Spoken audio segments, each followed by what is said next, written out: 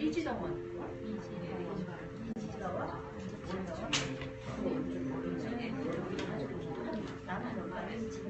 찾아봐야 되겠다. 시청 지도사진.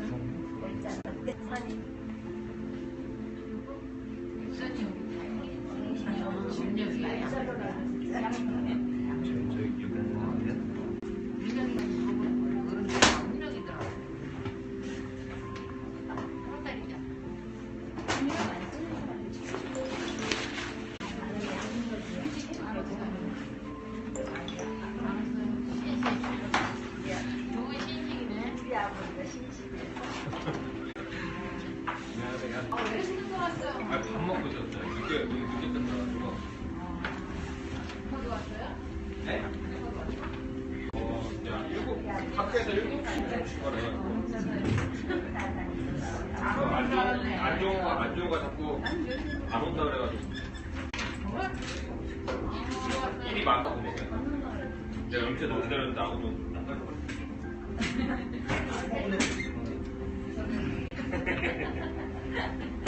내가 칼 들고 위협했어요.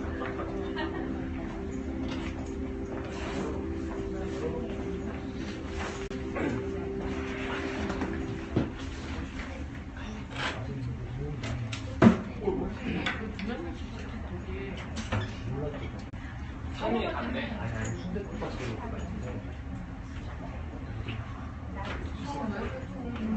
안 나도. 그래요.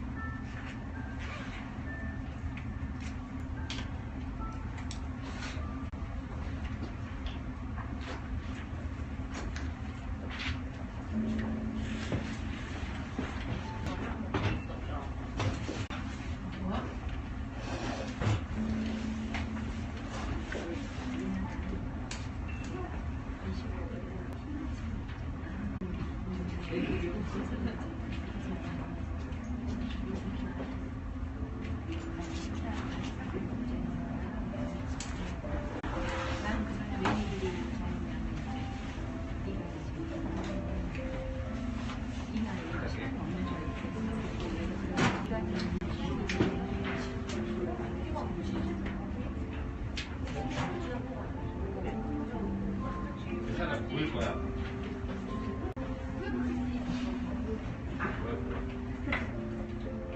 빵이 진짜 다 따로 먹어도 삼사.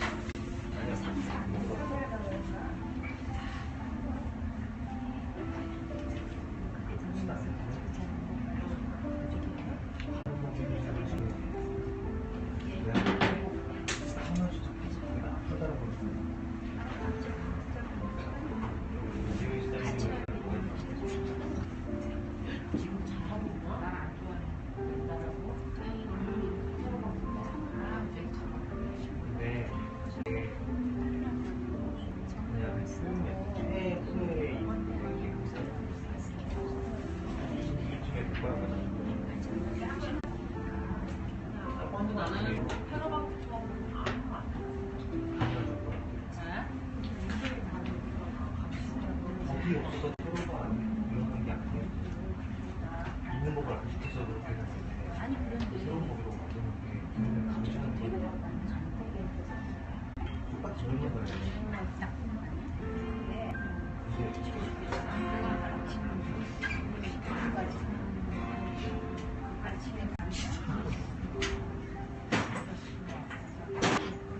하나, 둘, 셋.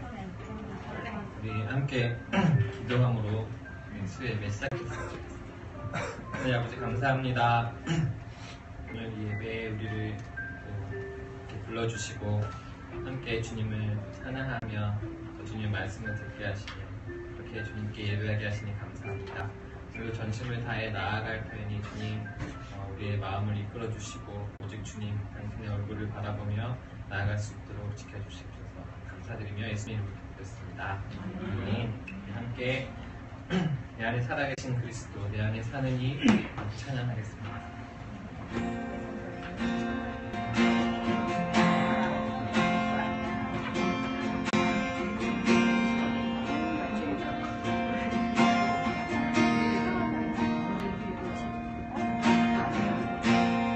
내 안에 사는 예수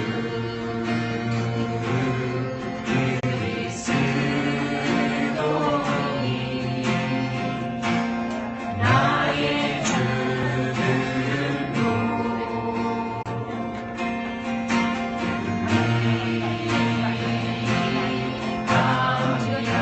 내 안에 사느니 내 안에 사느니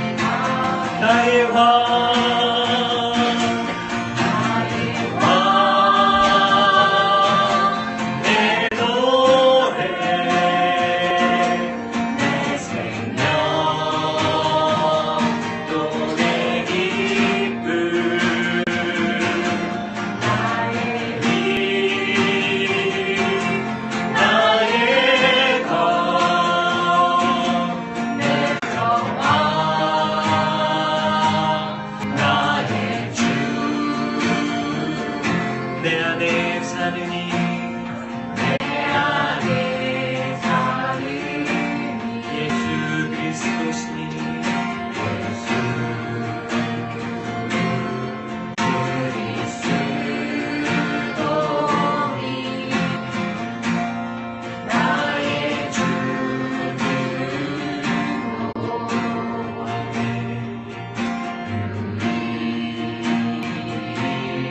한 번만 더 찬양합시다. 내 안에 사느니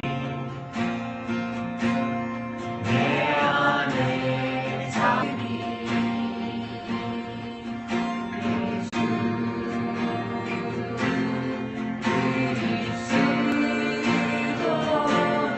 나의 주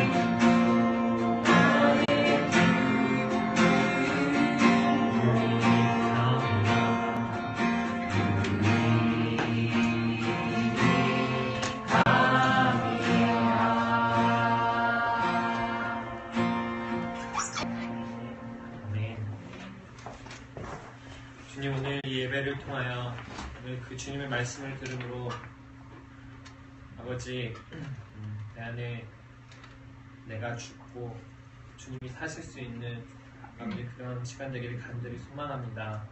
아버지 그렇게 결단할 수 있고 그렇게 바뀔 수 있는 시간이 바로 지금 이 시간이 될 수 있도록 주님 인자하여 주시고 아버지 우리의 마음을 정말 주님께서 주인이 되어 주시길 간절히 소망합니다. 오늘 말씀 전해주실 바로 그 말씀을 전해주실 우리 김영수 목사님과 함께 해주시고 본능 있는 그 말씀을 정말 주님의 말씀을 대언하듯이 온전히 전할 수 있도록 주님 모든 것으로 아버지 채워주시길 간절히 소망합니다. 감사드리며 예수 그리스도의 이름으로 기도했습니다. 아멘.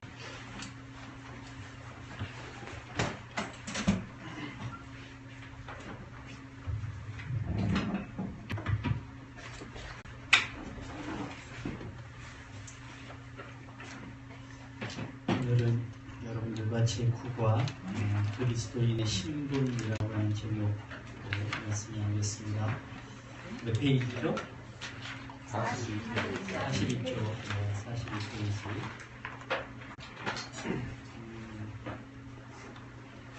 오늘 기초 공부는 별로 중요한 게 아니어서 그냥 넘어가기로 하고요. 그리스도인의 신분이라고 하는 제목의 말씀을 우리 배우겠습니다. 제일 먼저 우리는 그리스도인의 신분은 어떤 신분이냐? 첫 번째는 하나님의 자녀다라고 하는 건데요. 에베소서 5장 1절의 말씀 같이 한번 공독합니다. 시작. 그러므로 여러분은 사랑을 받는 자녀답게 하나님의 본받는 사람이 되십시오. 아멘. 여러분에게 질문합니다. 여러분은 사랑을 받는 자녀답게 하나님을 본받는 사람이 되십시오. 이 본문 가운데에 여러분들이 생각하는 가장 중요한 단어는 뭘까요? 한 가지만 뽑으면 뭘까요? 본받는 또 네? 자녀답게 또 하나님 또요 되십시오.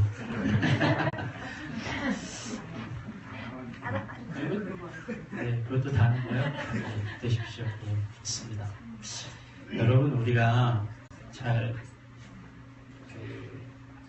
말씀을 잘 읽고 말씀을 잘 해석하고 말씀을 잘 받아들이고 한다는 것은 무엇을 의미하냐면 글을 많이 읽고 또 성경을 많이 보고 의 문제가 아니고요. 그 말씀 안에서 가장 중요한 것이 무엇인지를 잘 보는 거예요. 사실은 모든 사람들이 다 성경을 다 읽고 모든 사람들이 다 모든 교회가 모든 목사님이 성경 안 읽는 목사는 별로 없고요. 또 교인들 가운데 열심히 일을 하는 사람들 가운데 성경 말씀 전하는 사람들, 성경을 안 읽는 사람은 없고요. 맞죠? 성경 안 읽는 사람은 없고. 또 여러 가지 이야기하는 것 가운데 막 이단들도 성경은 다 읽습니다. 근데 왜 이단이 되는 걸까요? 다른 성경을 읽어서가 아니거든요. 왜 나하고 교회 다니는 사람인데 나하고 이렇게 안 통할까요? 말을 해도 그 사람은 다른 경전에 있는 게 아니거든요. 저희가 우리 교회에서 다림사역을 하고 그 다림사역을 위해서 우리 교회가 무슨 뭐 어떤 무료로 어떤 일을 하고 혹은 이제 그 다림과 관련되어 있는 일로 무슨 우리가 교회에 무슨 사람들을 더 많이 전도한다든지 뭐 이런 거에 이제 큰 관심을 두지 않고 여기 있는 사람들 한 사람 한 사람 생명이나만 관심이 있다고 이렇게 이야기하면 교회 다니는 목사님들은 교회 다니는 교인들이나 목사님들을 대부분 이상하게 쳐다봐요. 왜 그러냐고. 그분들이 다 저와 다른 경전을 읽어서가 아니라 똑같은 경전을 읽는데도 똑같은 성경을 읽는데도 무엇을 중점적으로 보거나 어떤 단어가 중요하게 받아들이느냐에 따라서 달라지는 거거든요. 그래서 무엇이 옳다고 이야기를 할 수는 없지만 저는 가능하다면 여러분들이 그 말씀 가운데에 가장 하나님께서 핵심으로 두고 있는 말씀들이 여러분 눈앞에 들어오기를 간절히 소망하고 전부 다 그렇게 되셨으면 좋겠어요. 물론 하나님의 자녀라고 제가 제목을 붙였기 때문에 이 본문에서는 제일 중요한 단어는 자녀라는 거죠. 자녀라는 단어입니다. 이 본문 자체에서 자녀를 빼고 여러분들에게 제가 또 다른 질문인데 많은 사람들은 어떤 단어들을 제일 선호하는 단어가 될까요? 이 본문에서 우리나라의 교인들은 어떤 구절, 어떤 단어를 가장 선호할까요? 그렇죠. 이거는 이견이 없네요. 네, 사랑받는.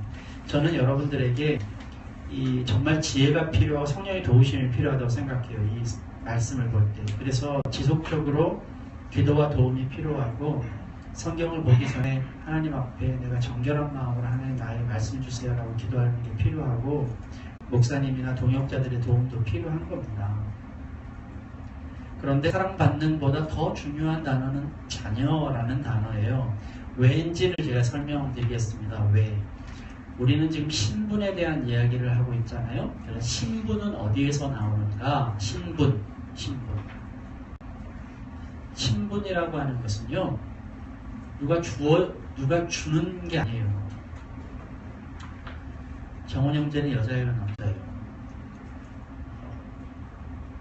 나하고 목욕탕 가봐야 알 수 있겠으나 남자죠, 그죠? 내가 남자라고 이렇게 이야기할 수 있는 것은 여자가 있기 때문에 얘기하는 거예요. 여자가 있기 때문에 내가 남자죠. 여자가 없는 경우에는 남자라는 말 쓰겠어요? 안 쓰죠. 쓸 필요가 없죠. 그죠? 자, 정은 형제는 집안에서는 남편 아니죠. 아버지 아니죠. 없죠, 그죠? 아니죠. 그렇게 안 불리죠. 뭘로 불리죠? 아들로 불리죠. 누가 계셔서? 부모님이 계셔서 아들로 불리잖아요. 나의 신분이라고 하는 건 다른 게 아닙니다. 신분은 관계 속에서 나오는 거예요. 관계를 가져야 그 관계 가운데, 관계 설정 가운데 내 신분이 결정되는 거예요. 많은 사람들은 관계 설정으로 신분을 결정하지 않고 자기가 도장을 찍거나 자기가 그 자리에 가거나 뭔가 명령을 받아서 일을 시작하면 그건 온전한 게 아니에요. 예를 들면 백성이 있으니까 왕인 것이죠. 내가 힘이 있어서 왕이 된다고 해도 그건 왕이 아니에요. 왜 아니냐? 힘이 있어서 왕이 된 사람은 백성들하고는 관계없이 살 거거든요. 여러분, 대통령이 이 나라에서 대통령이 주어지면 권력이 집중되고 있어요. 그리고 대통령이 물론 우리나라에는 법치국가니까 요즘에는 법치국가인지 좀 헷갈리긴 하는데 하여튼 법치국가니까 법으로 어떤 일들을 하지만 여러분 대통령이 왜 대통령이에요? 국민이 있으니까 대통령이라고요. 국민과의 관계성을 잃어버리면 그 대통령은 독재가 되는 거예요. 이해가 되시죠? 그런데 내가 그걸 잃어버리고 신분을 관계 속에서 찾지 않고 자기의 주권으로 신분을 찾아버리면 그 신분은 신분이 아닌 거예요. 우리의 신분은 늘상 관계 속에서 나옵니다. 사랑하는 사람과의 관계 속에서 내 신분이 나오는 것이고요. 내 남편, 내 아내, 그리고 자녀, 아버지, 이 관계가 나오는 거예요. 똑같이 우리의 신분은 하나님과의 관계 속에서 나오기 때문에 제일 먼저 제가 하나님의 자녀라고 이야기를 하는 것입니다. 이 하나님의 자녀라고 하는 신분이 왜 중요한가? 여러분에게 어떻게 정치적으로 들리실지 모르겠습니다만 이거는 제 소신이기 때문에 말씀을 드린 거예요. 저는 사용제도를 반대합니다. 아마 여기 계신 분들 가운데 제가 누누이 이런 말씀 드렸을 거예요. 여기 계신 분들 가운데에 저한테 반론을 하시는 분들도 계실 거예요. 예를 들면 정말 나쁜 사람들은 벌을 받아야 되지 않느냐.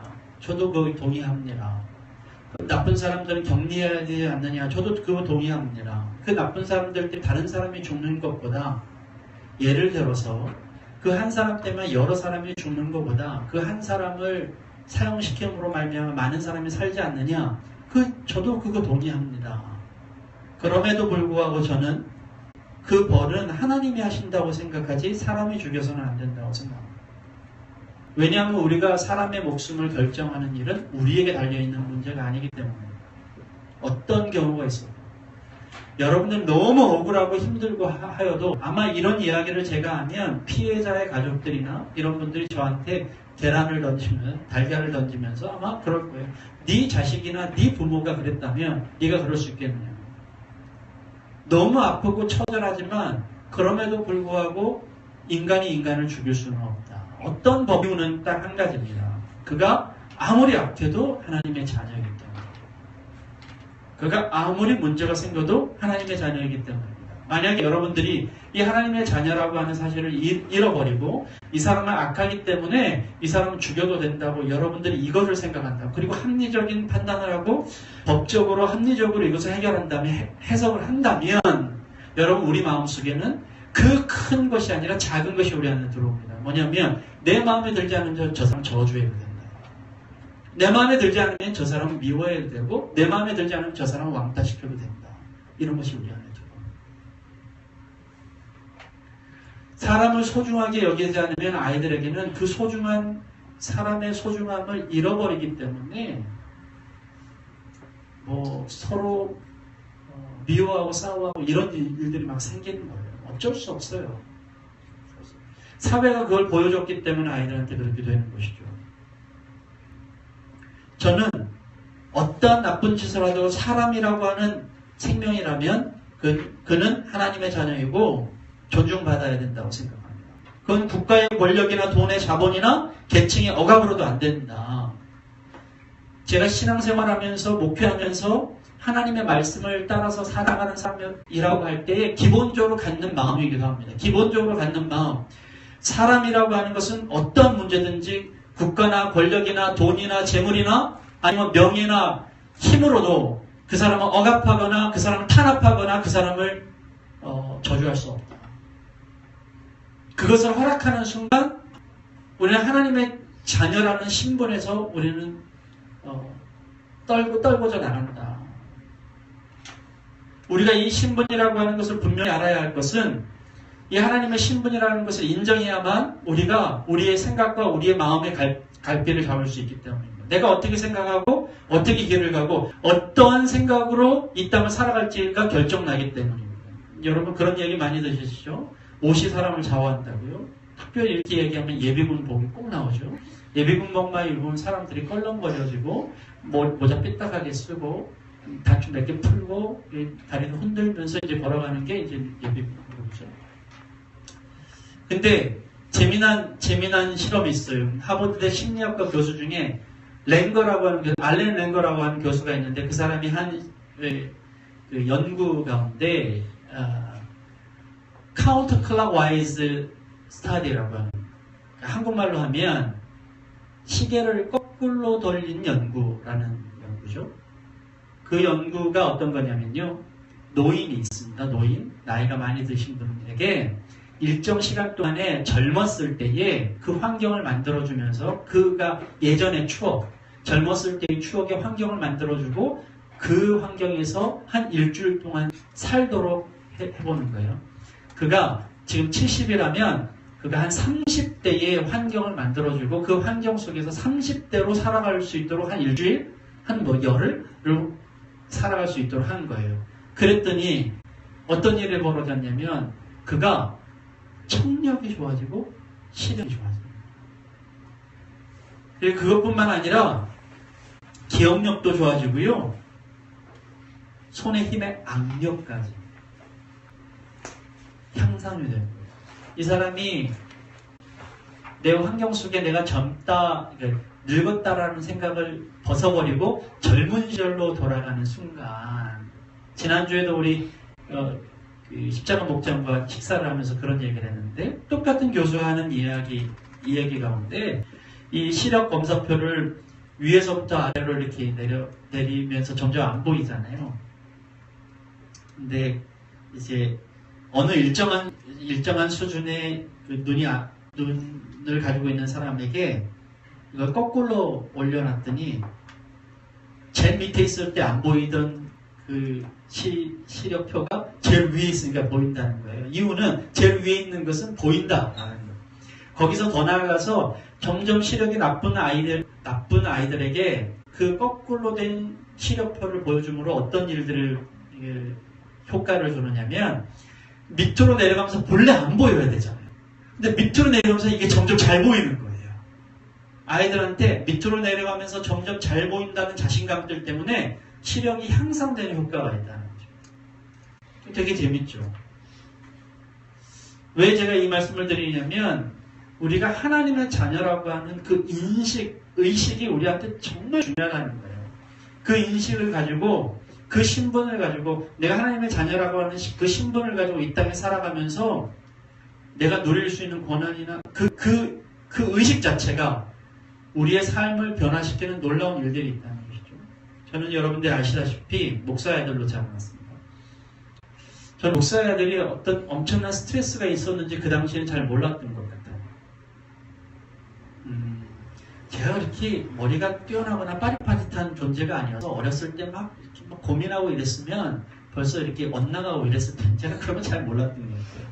그런데 제 그 억압이 어느 정도였느냐면, 어렸을 때는 밖에만 나가면 다 교인들이잖아요. 교인들 손에서 다 놀았어요. 이렇게 이 땅바닥에 이렇게 걸어다니기가 쉽지 않았어요. 조금만 걸으면 누가 안고 걸어가고 그랬죠. 뭐 대접받으면서 살았죠. 우리 김장님 잘 아시지만 저희 제천 고향은 아주 자그마한 동네입니다. 제가 지금 어떨지 모르는데 제가 살았을 때는 인구가 10만이 채 안 되는, 제 기억 속으로는 지금 넓어졌습니다. 많이 넓어졌지만 제 기억 속으로는 시내를 한 바퀴 도는데 1시간이 채 걸리지 않았던 기억이 나요.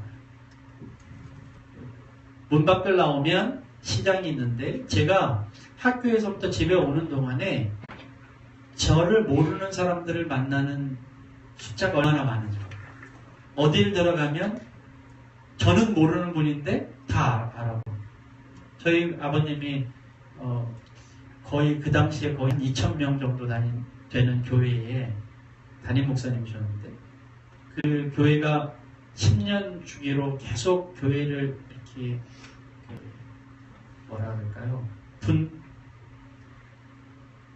분립 개척을 해서 제천 제일교회 옆에 남부교회, 동부교회, 서부교회 굉장히 많은 교회들이 있었다고요. 그러니까 교회가 모교회 역할들을 하는 교회였죠. 얼마나 스트레스 받았겠어요.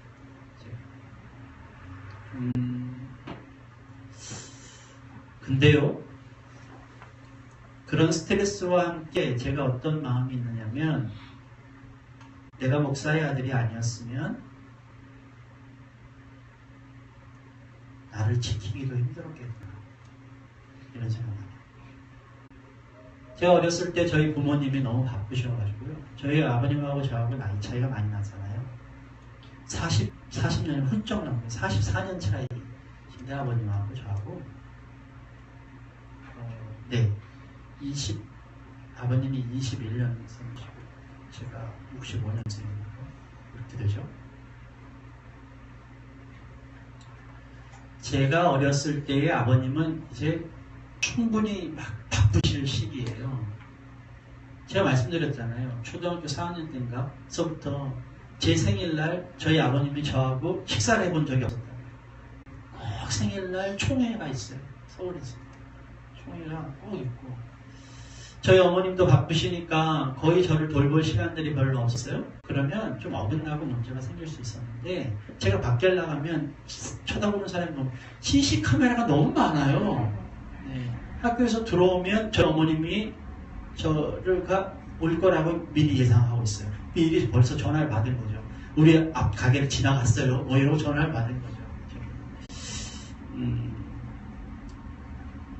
제가 오히려 그 울타리 때문에 함부로 생각하거나 행동하지 않은 것들이 저에게 되게 좀 이득이구나 이런 생각했어요.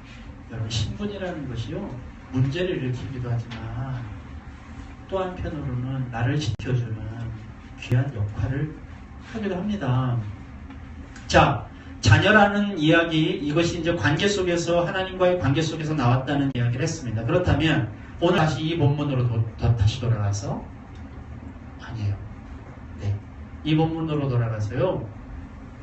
두 번째로 중요한 단어들이 있다면 아까 여러분들이 말씀하신 대로 사랑받는 이라는 단어일 거예요. 많은 사람들이 이 사랑받는 자녀라고 하는 이 단어에 꽂힙니다. 물론 사랑받는 자녀에서 이 자녀라고 하는 것은 내가 하나님과의 관계 속에서의 자녀라기보다 그냥 사랑받는 그런 연약한 존재로서의 자녀로 생각하는 사람들이 많을 거예요. 자, 이 사랑받는이라는 단어는 굉장히 중요하고 사람들이 되게 좋아합니다. 그러나 여러분들이 아셔야 할 것이 있습니다. 이 사랑받는 자녀라고 하는 이 사랑받는은 결단코 이 한 가지 단어로 단독적으로 사용되지 않는다는 것입니다. 단독적으로 사용되어서도 안 된다는 거예요. 하나님의 관계 속에서 이 사랑받는 자녀라는 이야기는 단독적으로 쓰이지 않습니다.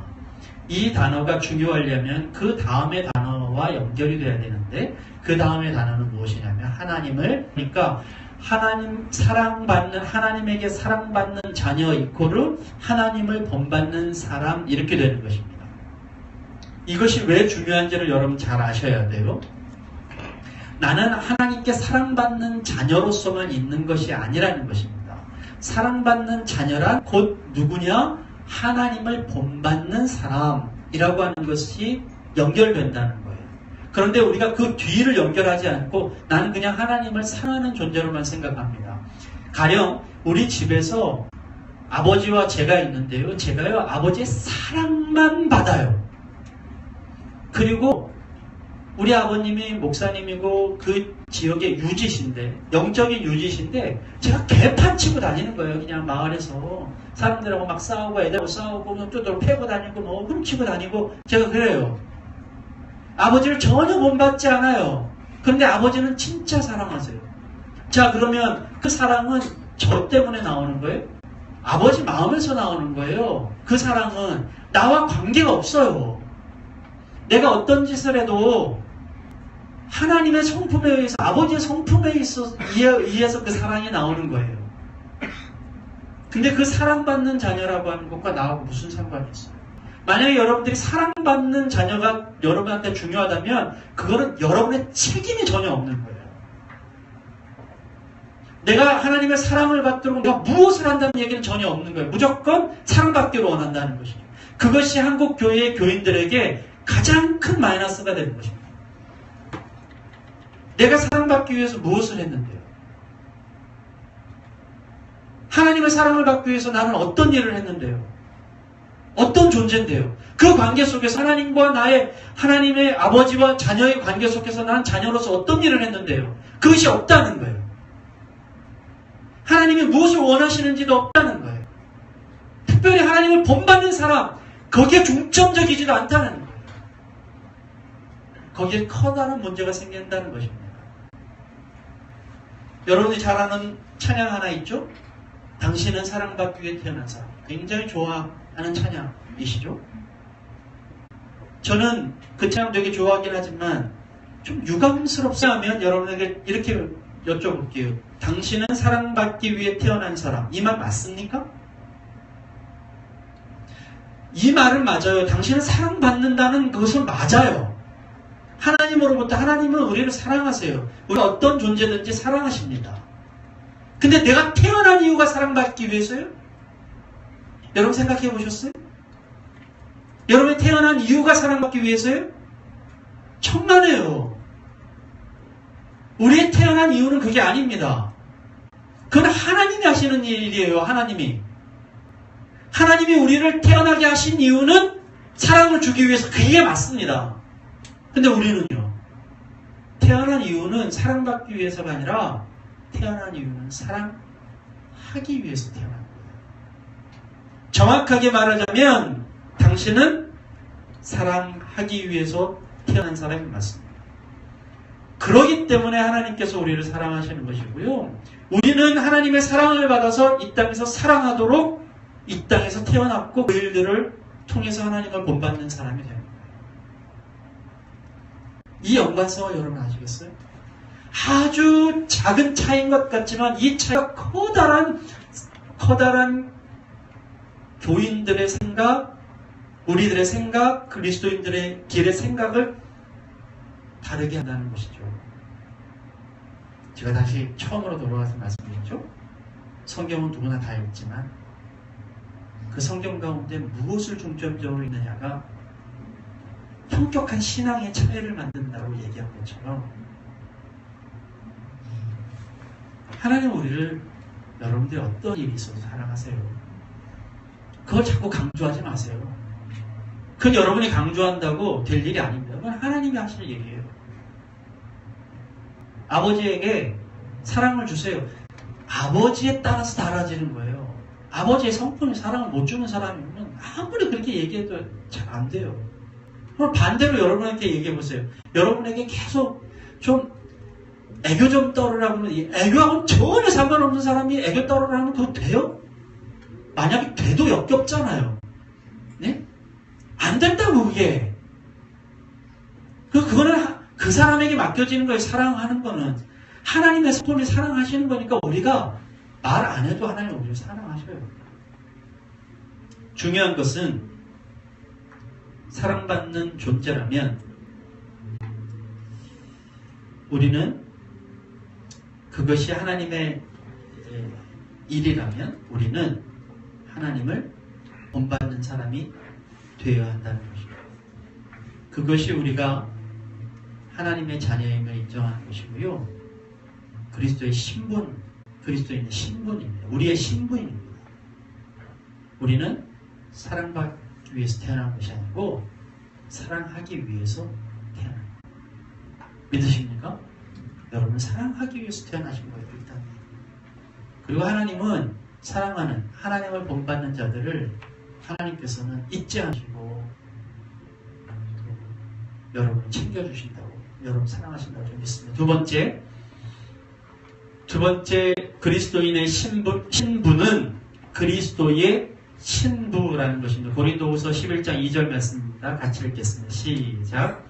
나는 하나님께서 질투하신 것 같이 여러분을 두고 질투합니다. 나는 여러분을 순결한 처녀로 오직 한 남편인 그리스도께 바치려고 그리스도와 정혼을 시켰습니다.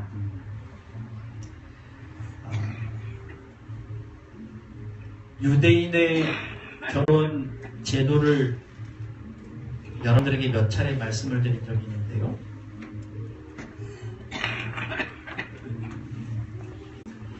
정확하게 세세하게 구분을 좀 한다면 유대인의 결혼 제도는 한 3가지 정도가 됩니다. 그것을 우리나라의 말의 표현으로 하면 약혼, 정혼, 그리고 결혼 이렇게 표현할 수 있어요. 근데 이 약혼과 정혼은 구분을 할 수는 있는데 성경에서는요 정혼이라는 말은 안 나오고 약혼이라는 말을 씁니다. 그래서 좀 헷갈리긴 해요. 그렇지만 아무튼 여러분들에게 이제 좀 나눠서 이야기하면 약혼이라고 하는 것은 예전에 요즘엔 그러지 않지만 예전에는 어른과 어른 사이에 자라나는 아이들이 있으면 서로 이제 나중에 우리 크면 우리 사돈 맺자, 이 아이 너희 가정에 줄게 뭐 이런 약속하잖아요. 그래서 어렸을 때부터 양반집 자제들은 그렇게 약속을 하고 그걸 어떤 사람 정혼이라고 얘기하는데 약속을 하고 하는 일들이 하나 있죠. 이스라엘에도 그런 제도가 있습니다. 어려서부터 그렇게 서로가 부모들끼리 결혼하자 이렇게 맞추는 일이 있죠. 근데 그것은요 법적인 효력이 없어요. 파혼을 해도 괜찮습니다. 문제가 없어요. 그건 정확하게 결혼을 한 게 아닙니다. 정확하게 결혼한다고 하는 것은 정혼을 하는 것이죠. 뭐냐면 신랑이 신부의 집에 가서 신부의 아버지에게 돈도 주고요. 그리고 포도주를 서로 나누면서 나의 사랑을 받아달라고 이야기를 하기도 하죠. 그래서 이제 포도주를 마시면서 그리고 서로의 언약을 하면서 나올 때에는 선물도 줍니다. 선물도 주면서 정혼의 표시를 주죠. 여러분들이 아시는 대로 구약의 유다가 정혼의 표시로 사랑의 표시로 자신의 몸에 있는 선물을 이렇게 주는 그런 장면들이 나오는 것과 비슷하게 선물도 주고 결혼하고 다른 이유는 분명히 서로 혼인하기로 약속을 했지만 같이 사는 게 아닌 거예요. 그 남편은 집으로 돌아갑니다. 마리아와 요셉이 정혼을 했어요. 개역 성경에는 약혼이라고 표현되어 있는데요. 서로가 이 두 번째 정혼의 관계를 맺은 겁니다. 그러나 정혼의 관계를 맺어도 같은 방을 해서 같이 잘 수는 없어요. 그러나 이것은 법적인 효력이 있습니다. 이 사람이 파해지거나 이것이 파혼을 하거나 중간에 이렇게 정혼을 했음에도 불구하고 부정한 짓을 하거나 이러면 법적인 처벌을 받습니다. 둘이 같이 하룻밤도 살지 않았는데. 그러니까 요셉이 마리아가 잉태했다는 소식을 듣고 조용히 파하고자 했다고 얘기했어요. 왜냐하면 마리아를 사랑했기 때문이죠. 마리아가 문제를 당할 수도 있다는 것을 알았기 때문에. 이게 법적인 구속력이 있는 거예요. 그리고 결혼은 이제 돌아가서 신랑이 이제 일을 합니다. 아버지 밑에서 훈련을 받고 일을 하면서 이제 언젠가 이제 신부를 데리러 가는데요. 이제 신부를 데리러 갈 집도 마련하고 집도 만들고 먹을 것도 만들고 뭐 이런 일들을 합니다. 소위 말하면 우리로 말하면 먹고 살 일들을 다 만들고 남자가 이제 집도 만들어 놓고 하는 거 똑같죠. 대부분 경우에는 6개월에서 1년 정도의 시간을 보낸 다음에 신부의 집을 찾아가서 신부를 데리고 옵니다. 그리고 그 데리고 올 때 이제 혼인 잔치를 하죠. 이 가나의 혼인 잔치처럼 그때 혼인 잔치를 합니다. 그런데 6개월에서 1년 정도 시간이 걸리긴 하지만 그건 전적으로 누가 결정하느냐? 신랑의 아버지가 결정합니다. 신랑의 아버지가 얘가 이제 신부를 데려와 괜찮겠구나를 결정하고 보내는 거거든요. 그러니까 누구도 알 수 없는 거예요. 그래서 신랑의 아버지가 신랑을 보내는데 좀 거리가 멀면 밤에 늦게도 들어옵니다. 그래서 열처녀의 비유가 그래서 밤늦게 갑자기 신랑이 온다는 것을 보여줘요. 지금 우리는 어느 단계에 있느냐?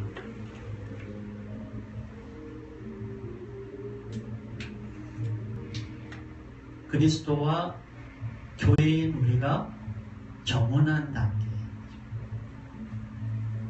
그리고 예수님께서 다시 오신다고 약속하셨습니다. 그러면서 예수님은 그러시죠. 그때는 아무도 모른다. 누가 하신다고요? 아버지만 아신다고 얘기하는 것이 이 결혼 제도와 연관이 있습니다. 그래서 어떤 일이 벌어지느냐면요. 우리는 지금 다시 오실 예수님을 기다리는 시기이기 때문에 내 옆에는 남편도 없어요. 내 옆에는 언제 올지도 모르는 남편을 기다리는 지루함만 있어요. 그리고 많은 외로움과 어려움과 기다림들과 싸우는 시간들을 가질 수밖에 없습니다. 확실한 게 하나도 없어요. 언제 오실지 모르고 진짜 오실까 두렵기도 하고 하루하루가 지치고 힘들 수밖에 없어요. 그 시간들을 우리는 지금 겪고 있는 거예요. 그 시간들을 위해서 우리에게 필요한 것이 무엇이냐? 그래서 믿음이 필요한 것입니다. 우리가 확실히 결혼을 했으면 여러분 한번 생각해 보세요. 약혼을 했는데 이제 언제 올지도 몰라요. 얼마나 불안하고 힘들겠어요. 뭐 영화에서 그런 거 있잖아요. 분명히 약혼을 했는데 나는 당신을 잃어버리지 않을 거예요. 돌아올 때까지 기다릴 거예요. 남편이 안 돌아와요? 그러면 내가 이걸 어떻게 하나? 얼마나 가슴 저리고 문제 있겠어요. 그래 끝까지 기다릴 수 있는 건 믿음밖에 없습니다. 뭐 용서하고 들어주십시오. 저희 집사람하고 제가 연애할 때는 옛날이죠. 죄송하지만 계속 신경 플루 때문에 이제 오락가락하네요. 괜찮아졌다가 좀 아파졌다가 계속 그렇습니다. 지난 토요일에 좀 괜찮아졌는데 주일서부터 또 좀 안 좋아져가지고요. 월요일에는 병원을 다시 갔습니다. 제 예상에는 금요일에는 다림에 나와서 공부를 가르칠 수 있지 않을까 하는 생각을 좀 갖고 있는데 모르겠습니다. 계속 기도해 주시면 좋겠어요. 근데 이제 집사람과 연애할 때에는 핸드폰이 없었습니다. 근데 저는 시골에 영월 지방에 있는 작은 교회에 전도사였거든요. 그 교회가 그 마을이 조그만한 마을에서 8km 정도 떨어져 있는데요. 하루에 버스가 한 번 들어와요. 한 번 나가면 밤에는 걸어 들어와야 돼요. 근데 이제 저는 조그만한 자전거를 타고 다녔는데 자전거로 그 읍내까지 나오면 그 읍내도 아니죠. 뭐 물리 같은데 거기는 이제 버스가 있어서 태백에서부터 오는 영월 시내로 들어가는 버스가 있어서 거기서 버스를 타고 영월 시내로 왔다가 영월 시내에서 이제 고속버스를 타고 시외버스를 서울에 와서 일주일에 딱 한 번 집사람하고 만나는 거예요. 연애 기간이 한 8개월 정도였는데 결혼하기 전까지 8개월 동안 그렇게 연애를 했습니다. 일주일에 한 번 만나는 거예요. 근데 하루는 강남역에서 제가 제가 연애할 때 집사람은 대학교 4학년이었고 저는 이제 시골 전도사였으니까 강남역에서 만나기로 한 것입니다. 근데 제가 강남역을요 싫어요. 대학교 1학년 때 말씀드린 적 있죠. 대학교 1학년 때 제가 서울 시내를 잘 모르잖아요. 시골에서 유학을 왔으니까. 근데 저희가 개포동에서 학교를 다녔기 때문에 버스를 타고 다니는데 이 강남역이 처음 생기고 그 지하에 서점이 하나 생겼다고 이렇게 보여집니다. 한가람 문고, 이 이름도 안 잊어버립니다. 한가람 문고라는 대형 서점이 만들어졌다는. 그래서 제가 거기 대형 서점을 가보고 싶은 거예요. 서점 좋아하잖아요. 서점 가면 하루 종일도 있거든요. 이제 서점을 가보고 싶은데 내려갔는데 그 지하상가에 아무것도 없고 지하상가 들어가는 데서부터 서점까지 꽤 많이 걸어갔는데요. 10분 이상을 걸어갔는데 그 사이에는 아무것도 없이 캄캄한 거예요. 아무것도 안 들어온 거죠. 찾아서 이 서점을 둘러보고 나오다가 강도를 당했습니다. 뒤에서 칼을 옆구리에 이렇게 푹 찌르면서 여러분들 안 보이지만요. 아 이게 칼이구나라는 게 그냥 알겠더라고요. 그냥 그 묵직한 칼을 딱 여기다 들이대고 저한테 목을 탁 밀착하더니 돌아보지 마. 뭐라 그러겠어요? 있는 거 다 내놔. 있는 거 다 내놨죠. 뭐. 돈도 없었어요. 토큰 다 내놔. 저보고 그렇게만 하면 괜찮은데 물어보더라고요. 몇 살이냐고. 20살. 나보다 어리네 이러더라고요. 봤더니 자기보다 나이가 많았던 거지. 그렇게 말하는 거 보면 되게 무서웠어요. 그러더니 내가 3실 동안 가만히 있어. 아니면 너 죽는다. 이미 지금 식은땀이 막 나는데요. 가만히 있었어요. 근데 이제 자기가 물러난 거죠. 뭐 도망갔겠죠. 내가 쳐다봤을까요? 아니요. 무서운데 어떻게 쳐다봐요. 무조건 앞으로 뛰어갔습니다. 그 이후로 대학교 4학년 제가 이제 대학원도 나오고 강남역 한 번도 가지 않았습니다. 그 이후로 제가 강남역 지금도 싫어합니다. 그런데 강남역에서 만나기로 한 거예요. 학교 버스가 강남역에서 내린다는 거예요.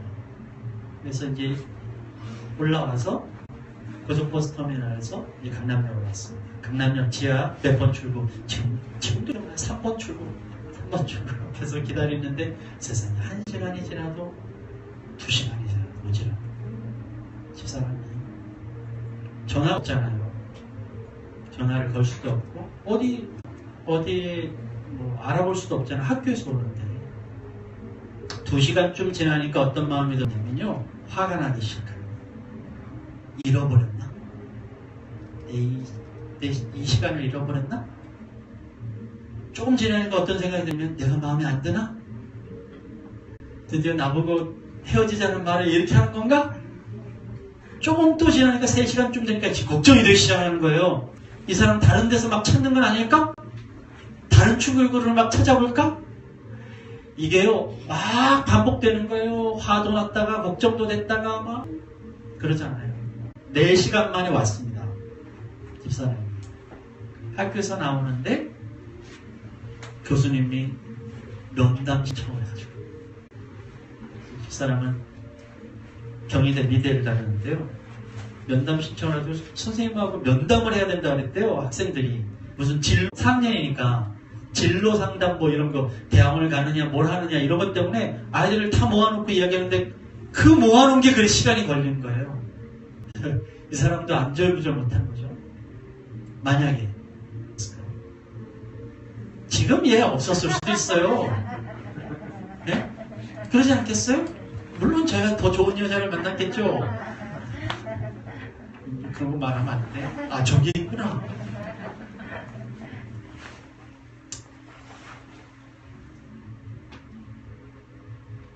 그때 믿음을 잃어버리면요 결과를 만들 수가 없어요. 우리는 그렇게 불안한 삶을 지금 살고 있다고요. 누가 어떤 확신을 할 수 있겠어요. 우리는 지금 무엇을 하냐면 그냥 약속 믿고 기다리는 거예요. 여러분 마음에 갈등이 있고 문제 있고 어려움이 있는 거 당연합니다. 그럼에도 불구하고 하나님께서는 우리에게 믿음을 가지고 기다려요. 이게 우리의 그리스도의 신부되었다는 게 바로 이거예요. 두렵고 지치고 어렵고 낙심되고 그럴지라도 믿음을 갖고 기다리라고요. 저는 여러분들에게 3가지를 부탁드립니다. 신부의 신분으로 우리가 해야 할 일 3가지를 얘기하고 싶은데요. 그 중에 하나가 이겁니다. 언제인지 몰라도 지치고 힘들어도 여러분들 믿음으로 견디면서 기다려야 돼요. 첫 번째 중요해요. 그래서 믿음이 중요해요. 여러분 믿음이 내가 흔들리고 어려울지라도 그 믿음은 어떻게 해서 우리 마음속에 우리의 삶에 적용이 되느냐면 끝까지 포기하지 않는 걸로 우리 삶에 넣는 거예요. 믿음은 포기하지 않는 것입니다. 포기하면 믿음이 아닌 거예요. 저는 여러분들이 하나님의 약속에 대해서 포기하지 않길 바랍니다. 두 번째 중요한 것은 약속을 지키는 것입니다. 하나님의 약속을 지키는 것입니다. 아까도 말씀드렸다시피 이 말씀 가운데 오늘 고린도 후서 말씀 가운데서는 순결한 처녀라고 되어 있는데 이 순결한이라고 하는 이야기는 윤리적인 것이 아니라 영적인 것입니다. 윤리적인 어떤 문제가 아니라 내 약속을 지킨다는 거예요. 하나님께 약속을 지킨다는 거예요. 내가 그리스도를 신랑으로 여겼으니 내가 약속을 지킨다는 그 약속은 영적인 의미는 어떤 뜻이냐면 하나님의 생각, 하나님의 세계관, 하나님의 가치를 나도 그 생각대로 살아가겠다고 그 약속을 지키는 거예요. 근데 분명히 예수님을 내가 신랑으로 맞이할 때는 내가 하나님의 자녀로 살아가겠다고 분명히 했는데 이제 예수님을 기다리는 그 시간 동안에 어떤 일이 벌어지면 세상 속에서요 수많은 남자들이 수많은 생각들이 내 머릿속에 오면서 너는 이렇게 살아야 돼, 너는 저렇게 살아야 돼 얘기하기 시작하는 거예요. 이렇게 살아야 잘 살 수 있고 저렇게 살아야 잘 살 수 있다고. 넌 이렇게 살아 해가 많으시네. 넌 죽을지도 몰라. 이런 얘기를 계속하는 거예요. 그럼에도 불구하고 나는 그리스도의 자녀가 된 그 영접한 그 순간 나는 하나님의 자녀로 살겠다고 하는 그 약속을 잃어버리지 않는 내 세계관을 놓치지 않는다는 얘기예요. 그것이 순결입니다. 순결이 단순하게 내 몸의 순결이 아니고요. 아니고요. 영적인 순결이에요. 내가 하나님의 가치관으로 살겠다고 선언했는데 어느 순간부터 세상적인 가치관이 계속 내 마음속에 몰려올 때 그런 것들에 현혹되지 않고 내가 약속을 지키겠다. 여러분, 그분 위에요. 나의 영을 팔지 마십시오. 그분 위에 나의 만족을 찾지 마세요. 먹고 사는 문제 때문에 그리고 명예욕 때문에 정욕 때문에 내가 그런 공격을 받을지라도 여러분들이 이 신부의 신분을 팔아서는 안 됩니다. 마지막으로 한 가지는 기억하는 것입니다. 예수님께서 성만찬을 하시면서 이 예를 기억하고 네가 끝까지 행하라고 우리에게 얘기하셨습니다. 영국 속담 가운데 out of mind, out of sight, out of mind 이라는 말이 있죠. 내 눈에 보이지 않으면 마음도 멀어진다는 뜻입니다. 예수님께서 이제 내가 너희를 떠나는 것이 유익이다라고 떠나셨어요. 이제 예수님께서 다시 돌아오실 것을 기다리는 삶을 우리가 살고 있습니다. 근데 내 눈에서 사라졌어요. 보이지 않아요. 여러분들이 기도해도 내 눈에 하나님께서 환상으로 보여주시지도 않잖아요. 음성도 잘 안 들리잖아요. 그렇게 안 들리고 안 보이면 내 마음이 자꾸 떠나게 되어 있어요. 그래서 우리가 무엇을 하느냐면 기억하고 묵상하고 계속 그 일대로 행하는 거예요. 그래서 예배하는 거예요. 우리가 예배하는 것은 계속적으로 그때 하나님과의 감격들을 계속적으로 새롭게 만들어내는 거예요. 그 예배의 회복이라는 건 다른 것이 아닙니다. 주님과의 그 첫사랑을 기억하고 하나님과의 그 약속들을 기억하고 그 약속들을 계속적으로 회복하는 거예요. 그래서 여러분 지금도 하나님을 생각해야 하고 하나님을 묵상해야 하고 하나님 하신 일들을 계속 기억해야 합니다. 우리가 신부로서 해야 할 일들, 믿음을 가지고 그리고 약속을 지키고 기억하고 여러분 묵상하는 일이에요. 이 일들이 여러분들을 그리스도의 신부로서의 신분을 잃지 않게 만드실 것입니다. 세 번째, 성령의 전입니다. 우리는 고린도전서 6장 19절 같이 읽겠습니다. 시작. 여러분의 몸은 성령의 전입니다. 여러분은 하나님으로부터 성령을 받아서 여러분 안에 모시고 있습니다. 여러분은 여러분이 스스로의 것이 아니라는 것을 알지 못합니까? 여러분이 스스로의 것이 아니라는 것을 알지 못합니까? 이 이야기는 제가 최근에 많이 듣는 이야기입니다. 왜냐하면 많은 분들이 저한테 이런 얘기를 하세요. 목사님 개인의 목사님이 아닙니다. 이런 얘기 많이 해요. 그 얘기는 저보고 이제 건강 잘 지키라는 이야기이세요. 목사님은 우리 모두의 목사님이기 때문에 건강 잘 지켜야 합니다. 공동체의 리더이기 때문에 개인적으로 행동하셔서는 안 됩니다. 목사님이 쓰러지거나 문제가 생기면 우리 공동체 모든 사람이 다 아프고 다치기 때문에 목사님 혼자 아프다고 혼자 아픈 것이 아니라는 것을 아십시오. 이런 얘기들을 협박처럼 하십니다. 저는 그 말씀 들을 때마다 참 감사하고 기뻐요. 그런데 그것은 저에게만 유용한 얘기가 아니라 여러분에게도 유용한 얘기입니다. 왜냐하면 내 마음대로 행동할 수 있는 내 마음이 아니라 하나님에게 붙들린 그 순간부터 내 마음은 이미 내 마음이 아닙니다. 그래서 갈라디아서 2장 20절에는 난 그리스도와 함께 십자가에 못 박혀서 이제는 내가 산 것이 아니라고 그러잖아요. 내 안에 그리스도가 사신 것이 아니라 내 그리스도가 내 안에서 행동한다고 얘기하잖아요. 그러니까 나의 마음은 이제 예전에는 내 마음대로 되는 내 마음이었을지 모르나 그리스도로 붙들림 받은 이후부터는 내 마음은 내 마음이 아니에요. 내 것이 아니니. 네? 그래서 내 마음 자체는 내 스스로가 함부로 행동해서는 안 된다는 것입니다. 자, 우리는 신분에 맞는 곳에서 살아야 됩니다. 집에서. 돼지는 돼지우리에서 사는 것이고요. 개는 개집에서 사는 것이고요. 너구리는 두더지는 이 동굴에서 살아야 되죠. 사람은 동굴에서 살면 안 되고요. 사람이 우리에서 살거나 개집에서 살 수는 없잖아요. 사람은 사람의 집에서 살아야 돼요.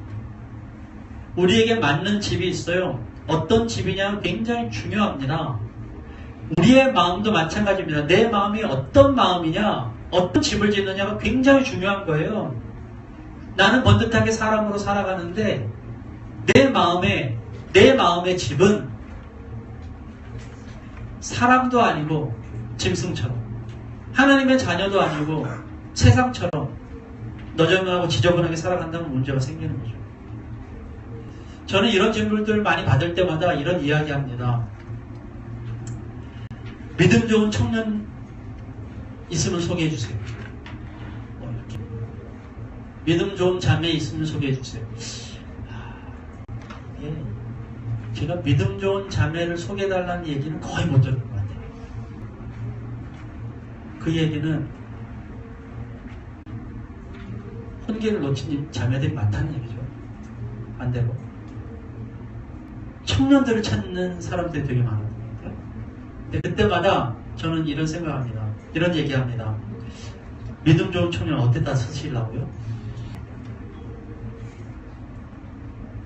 믿음 좋은 사람이 아니라 마음 좋은 사람 찾으세요. 이렇게 얘기하면 목사님이 그런 얘기한다고. 목사님이 왜 그 믿음 좋은 청년 이야기를 해야죠. 제가 그럴 때마다 그분들에게 말씀을 드립니다. 믿음이 좋다는 게 뭐냐? 믿음이 좋다는 게. 당신의 믿음이 좋다는 게 뭐냐? 믿음이 좋다는 것은 종교적인 행동, 종교적인 행위들을 잘한다는 거, 그게 믿음 좋은 거냐? 진짜 믿음 좋은 게 뭐냐? 진짜 믿음 좋은 것은 내 마음이 정말 부드럽고 내 마음이 정말 선하고 생각할 때마다 그 마음은 옥토 같고 그 마음에 긍휼 있고 그 마음이 선하며 그 사람이 손을 내밀 줄 아는 사람이고 그게 믿음 좋은 거 아니냐? 그 믿음 좋은 것을 우리 말로 말하면 마음이 선하고 마음이 심성이 곱고 착한 사람 아니냐고. 똑같은 말 아니냐. 근데 우리가 믿음 좋다고 얘기하는 건 보면 교회 잘 다니냐, 11조 잘하냐. 우리 교회도 11조 잘하는 것으로 믿음의 평가를 하면 참 좋겠는데 그럴 일은 없을 것 같아요. 우리 교회에서. 그죠? 얼굴만 봐도 믿음이 보여요. 여러분 분명히 아셔야 합니다. 우리가 정말 귀중한 것은요, 우리의 믿음이 자란다고 하는 이야기는 뭐냐면 우리 마음속에 하나님의 마음으로 자꾸 내 마음이 만들어진다는 것이 그 믿음 좋은 거예요. 예? 그래서 에스겔 36장 26절에 이런 마음이 있습니다. 너희에게 새로운 마음을 주고 너희 속에 새로운 영을 부어주며 너희 몸에서 돌같이 굳은 마음을 없애고 살짝처럼 부드러운 마음을 주며 너희 속에 내 영을 두어 너희가 나의 모든 율례대로 행동하게 하겠다. 하나님의 영이 내 마음속에 들어오면 돌같이 단단하게 굳었던 마음들이 살갗처럼 부드럽게 만들어진다는 거예요. 여러분, 제가 지난주에 여러분에게 설교할 때 마음을 훈련하라고 설교하지 않았습니까? 이 얘기는 이런 이야기입니다. 마음을 강팍하게 해서는 안 된다고요.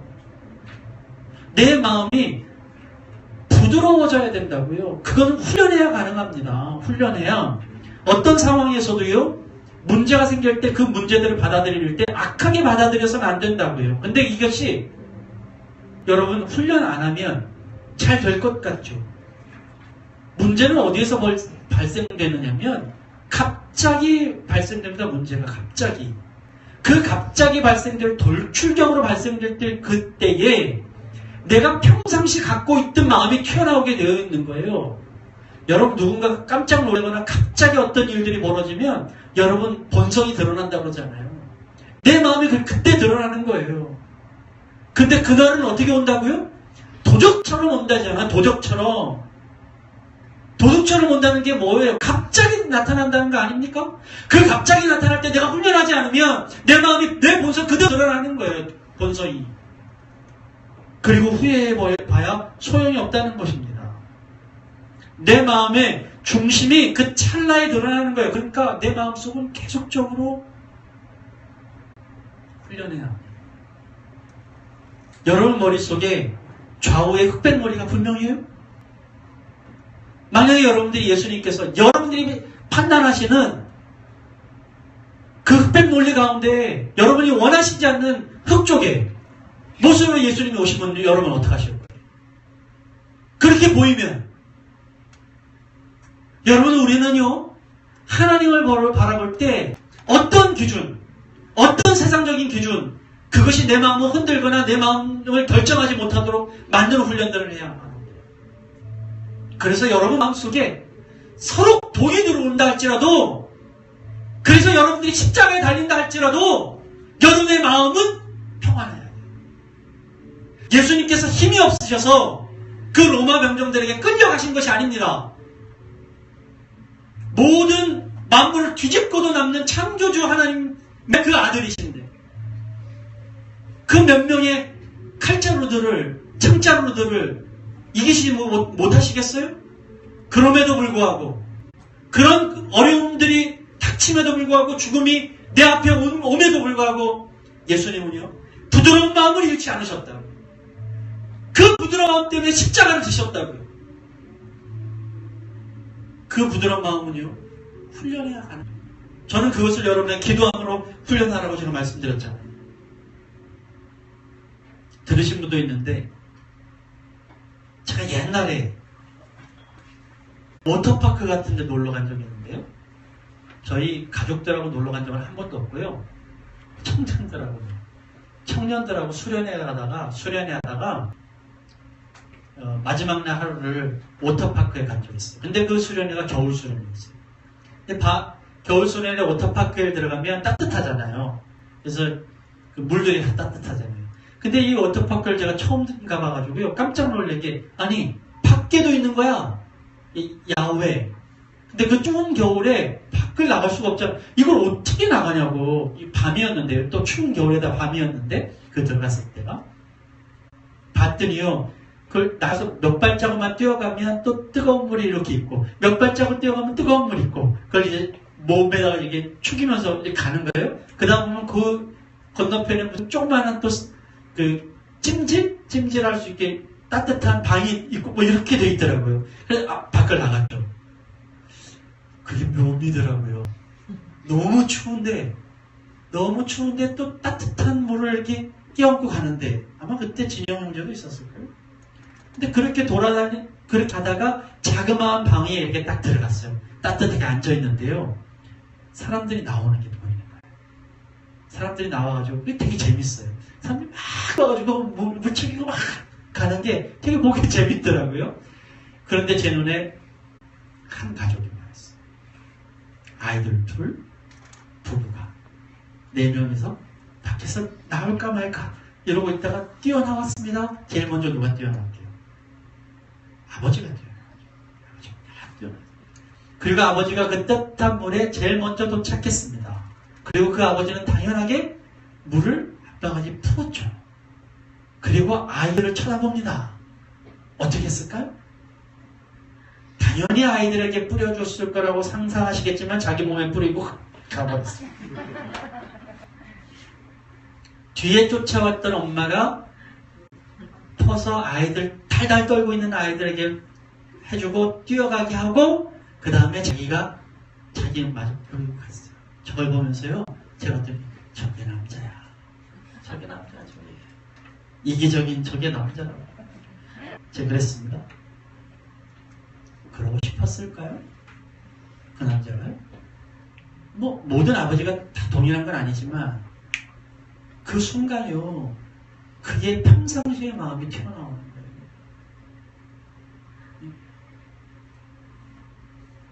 저는 저희 상민이가 처음에 태어났을 때요 6개월 정도까지는 감이 안 오는 거예요. 그리고 좀 속상한 게요 쟤 때문에 잠을 못 자는 게 속상하고 마치 아내를 뺏긴 것 같아서 속상하고 아이한테 정이 없는 거죠. 대부분 비슷한 것 같아요. 남자들이. 6개월이 지나고 1년이 좀 지나니까 그 다음에는 아 이게 내 자신이구나. 근데 아내들은 엄마들은 대부분 이제 아이를 낳자마자 아이들에 대한 그런 사랑들이 있지만 남자는 좀 늦어지는 거예요. 그 아버지도 점점 시간이 가면서 아이들에 대한 사랑이 달라졌겠죠. 훈련하지 않으면 달라지지 않는 거예요. 늘상 아이하고 떨어져 있고 늘상 아이하고 관계가 없었다면 어떤 일이 벌어질까요? 똑같은 상황이 와도 똑같이 행동할 거예요. 마틴 루터가 종교개혁자인 마틴 루터가 이런 얘기를 했습니다. 새가 머리 위에 날아다니는 것은 어찌할 수 없을지라도 새가 내 머리에 내 머리에 둥지를 터는 바는 막아야 한다고요. 그렇게 해서는 안 된다고 말했습니다. 수많은 이기적인 생각들이나 문제들이 내 머릿속에 막 위에 옮겨 다녀도 어쩔 수 없죠.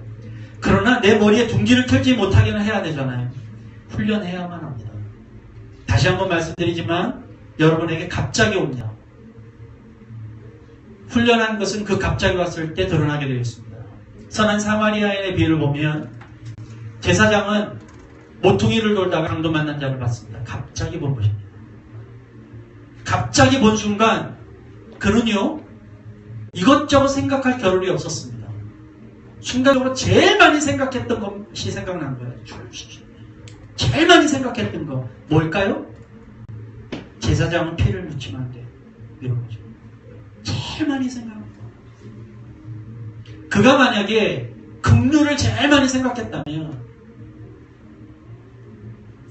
그는 그를 보면서 제사장이고 뭐고 이런 거 없이 긍휼을 베풀었겠죠.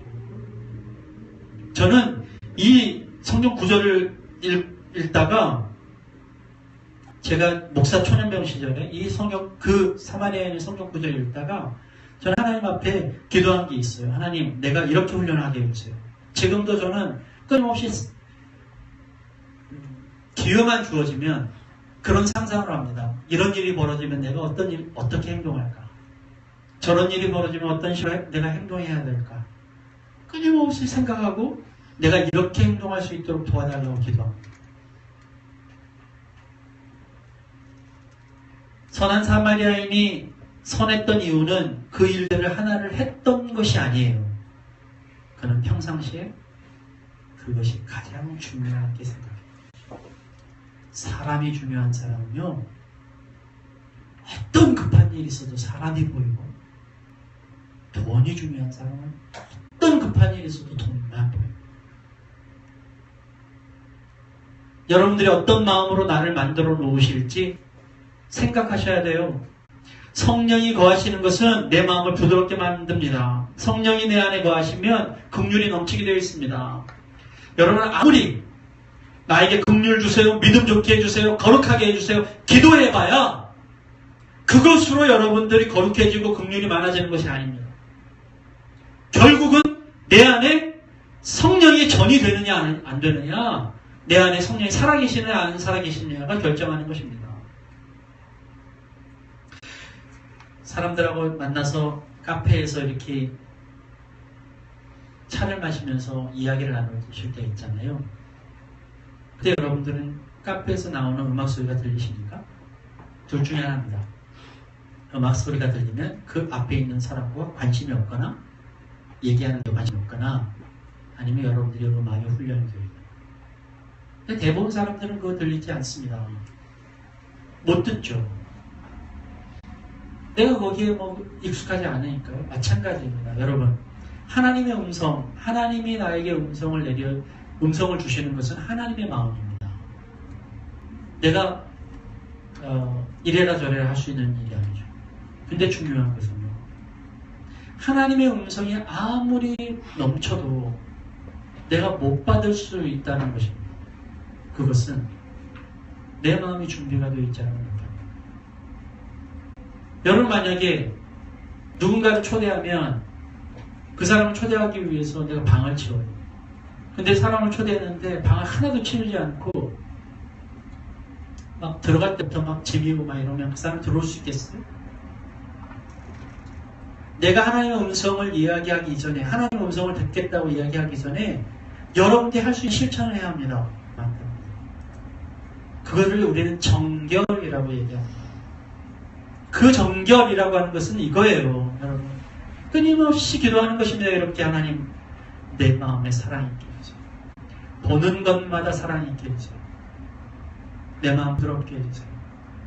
사람마다 부드럽게 해주세요. 사람을 볼 때마다 이해와 긍휼 있게 해주세요. 끊임없이 여러분들이 그 훈련과 그 기도를 하지 않으면 여러분의 마음을 돌이킬 수가 없습니다. 진짜 남을 위해서 한번 기도해보세요. 진짜 그 사람을 위해서 기도하면 궁금하지 않을 수가 없습니다. 그리고 행동하지 않을 수가 없습니다. 그래서 남을 위해서 기도하면요, 사람의 긍휼이 넘쳐집니다. 남을 위해서 기도하면 그 사람을 위해서 행동하게 됩니다. 나를 위해서도 그렇고 아픈 사람을 위해서도 그렇고 긍휼이 필요한 사람을 위해서도 여러분들은 그래서 기도하는 것입니다. 마지막입니다. 마지막은 하늘의 시민권자라는 것입니다. 빌립보서 3장 20절 말씀입니다. 같이 읽습니다. 시작. 하늘에 있으니 우리는 그것으로부터 구주로 오실 주 예수 그리스도를 기다리고 있습니다. 예수님께서 왜 십자가에 죽으셨는지 아시죠? 여러분이 아시는 것은 구원사적 관계입니다. 구원사적, 구속사적 관점. 이 구속사적 관점으로는 예수님께서 십자가에 달려서 돌아가신 이유는 우리의 죄를 때문이다 라고 하는 것을 여러분은 아실 거예요. 근데 구속사적 관점 말고요, 구원론적 관점이 아니라 사회적, 사회정치적, 역사적 관점에서 봤을 때 예수님이 왜 돌아가셨어요? 무슨 죄가 있어서? 역사적으로 예수님은 왜 돌아가셨죠? 무슨 죄죠? 이유는 딱 한 가지입니다. 그분은 찾을 수 있는 죄가 없어요. 신성모독인데요. 신성모독. 죄명이 신성모독이잖아요. 그 신성모독이라는 게 무엇이냐? 유대사적 세계관과 그리스도적 세계관의 충돌 때문에. 이걸 다른 말로 표현하면 이 세상의 가치관과 하늘의 가치관의 충돌이었다는 거예요. 그것 때문에 예수님께서 돌아가신 거예요. 자, 여러분들이 왜 예수 그리스도인이 된 이후에 왜 괴로운 줄 아세요? 왜 이 그리스도인의 역할을 이렇게 지키는 게 힘든 줄 아세요? 내 마음속에 왜 이렇게 갈등이 많은 줄 아세요? 저는 우리 교회뿐만 아니라 모든 교회가 그렇다고 생각하는데요. 어떤 교회를 보면 교회를 다니면서 행복하다고 하는 사람이 있어요. 용사가 그렇죠.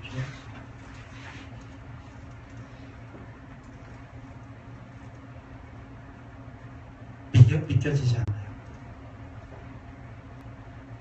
믿겨지지 않는 이유가 있습니다. 행복할 수가 없어요. 한번 생각해 보세요. 내가 세상에 뿌리를 받고 살아가는데 생각은 완전히 딴 세상의 생각을 가지고 산다면 어떻게 행복할 수 있어요. 수많은 공격들이 있을 때. 여러분, 예수 믿는 건 괴로운 거예요. 그래서. 근데 왜 행복하다고 얘기하는 줄 아세요? 그 괴로움을 즐기는 거죠. 웬만해서는 이게 괴로움을 즐길 수가 없습니다. 당장의 어떤 일들로는 작은 법칙 안에서는 우리 스스로를 즐길 수가 없어요. 어느 정도 영적인 성숙의 단계가 가면 이걸 즐기는 것이죠. 당연히 다르다. 당연히 그럴 수 있다고 생각합니다. 제가 이런 얘기 자주 하는데요. 부모는요, 아이하고 싸워서는 안 됩니다. 아이한테 잘못 가리키는 부모들을 보면요, 이래요. 아이하고 똑같은 수준에서 싸우는 거예요. 근데 부모가 아이하고 똑같이 싸우긴 하는데 똑같은 수준이 아니라 부모와 아이로 싸우는 부모가 있어요. 그러니까 이런 거죠. 그렇게 싸우면요, 부모는요, 화가 나지 않아요. 그리고 그냥 그 다음엔 또 다른 훈육을 하고 하죠. 근데 똑같은 수준이 되면 어떻게 되는 줄 아세요? 화가 나요. 싸우고 화가 나고 토라지고 말 안 해, 부모가. 제가 그래요, 지금. 제가 딸하고 무슨 의견 다툼이 있잖아요. 그러면 이제 2, 3일 말 안 합니다. 나 말 안 해. 토라지는 거죠. 똑같은 수준이 되는 거예요. 똑같은 수준. 그거는요, 교육이 아니에요. 그 성숙도 아닙니다. 성숙이라고 하는 것은요, 분명히 내가 싸우고 분명히 이야기하지만 내가 그 싸움 자체에 있는 것이지 그 사람 미워하는 자체에 있지 않아요. 세계관이라는 게 그렇습니다. 내가 성숙하면 이런 공격이 당연히 있지. 이 사람이 나한테 걸고 넘어지면 당연하지. 그럴 수 있겠다. 그 사람이 미워지지 않는 거예요. 근데 지금은 어떤가요? 내가 말씀 전했는데 안 받아들이면 막 화내잖아요. 저건 인간도 아니야. 저러다가 그냥 지옥에 떨어져라. 이러고 있잖아요, 우리가? 그 수준이 되었어요. 그 세계관이 우리 안에 충돌하는 거예요. 그 괴로움이 많아지면 어떻게 되는 줄 아세요? 지는 거예요. 지는 거예요. 여러분 가운데에 10개 가운데에 9사람이 반대하고 한 사람이 찬성하면 그 한 사람 찬성하는 것에 여러분이 끌려가기가 쉽지 않잖아요. 이 땅에 수많은 사람들이 9처럼 둘러싸서 나에게 계속 얘기합니다. 그 충돌 가운데 여러분들이 살아야 되는 거죠. 이것을 우리는 고난이라고 얘기합니다. 그래서 여러분, 하나님의 하늘나라의 시민권자로 이 땅에서 살아가는 것이 그만큼 괴롭고 어려울 수밖에 없어요.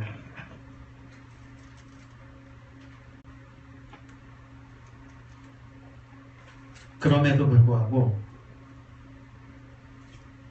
하나님께서는 여러분이 하나님의 세계관을 지키면서 이 땅에서 살아가시기를 간절히 소망하면서 기도하고 계시다는 사실을 기억하시면 좋겠어요. 여러분의 성공은요,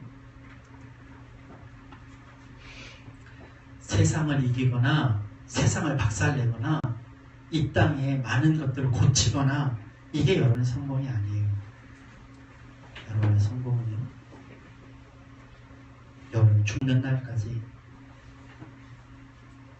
하나님이 여러분 떠나지 아니하고 하나님의 생각을 여러분 머릿속에서 떠나보내지 아니하고 늘 기억하고 늘 어떤 것이든지 실패한다 할지라도 하나님의 가치관으로 세상을 바라보고 하나님의 사랑으로 사람을 바라보는 그 한 가지로 여러분은 성공하는 인생이 될 줄 믿습니다. 이번 주 외울 성경 말씀은 요한일서 5장 11절로 12절입니다. 같이 읽겠습니다. 시작. 그 중 하나는 이것이니 곧 하나님이 우리에게 영원한 생명을 주셨다는 것과 바로 이 생명은 그 아들을 있다는 것입니다. 그 아들을 모시고 있는 사람은 생명을 가지고 있고 하나님의 아들을 모시고 있지 않은 사람은 생명을 가지고 있지 않습니다. 요한일서 5장 11절에서 12절 말씀, 한 주간 동안 이 말씀 여러분 기억하면서 사시기 바랍니다. 거룩하신 하나님 아버지, 오늘 그리스도인의 신분에 대해서 하나님의 말씀을 상고하였습니다. 우리가 하나님 내 몸을 성령의 전으로 만드는데